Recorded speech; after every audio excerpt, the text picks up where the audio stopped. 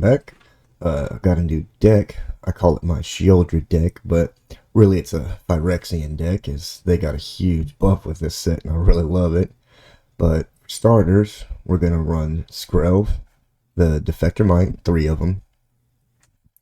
I mainly use him for the hexproof part, but he's still a great card for poison counters and all that. And then I'm going to run 3 Skrell's Hive to create the tokens, of course, and eventually give them all lifelink. Then we run the Grafted Butcher, who, when he enters the battlefield, all Phyrexians you control gain menace until end of turn and get +1/+1. But you could pay 3 colorless and 1 black mana, sacrifice an artifact or creature, and you could return them from the graveyard to the battlefield. You can only activate it as a sorcery, but trust me, that doesn't much matter. Then we're going to run Ellis Ilkor, Sadistic Pilgrim. He's kind of like to me he's like a mini Shieldred, but he's a really great card, and he's a Phyrexian, so he fits real nicely in here. We're also going to run Invasion of New Capenna for a little bit of artifact or creature control, depending whatever you need at the time. And if you can manage to transform it to the Holy Frazzle Cannon, then the equipped creature that attacks gets to put a 1/1 counter on him for each other creature you control that shares a creature type with it, which all of our creatures are Phyrexian, so you can get a really big creature and potentially one-shot somebody. Then we also run Phyrexian Awakening. Now, the Incubate 4 is nice, but I really like it for the Phyrexians you control have Vigilance. Makes the deck really nasty and kind of saves you from Wandering Emperor and things like that. We also run the Phyrexian Censor, a really disgusting card.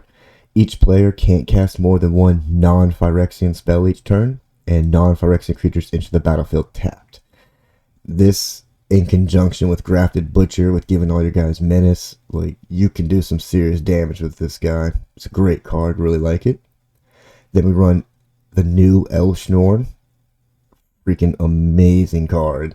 Not much needs to be said there. It's an easy win con if you can keep it around and pull it off.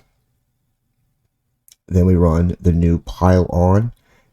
Destroy target creature or planeswalker, surveil 2, but you can convoke it, which is really nice if you have a bunch of, the Skrell's Hives tokens, or your opponent's just not going to have enough creatures to do anything. You can just tap all your dude mans and kill something you get rid of, and then surveil 2, which is amazing. Then we run the Shieldred the Apocalypse. It's an amazing card. Not much needs to be said there.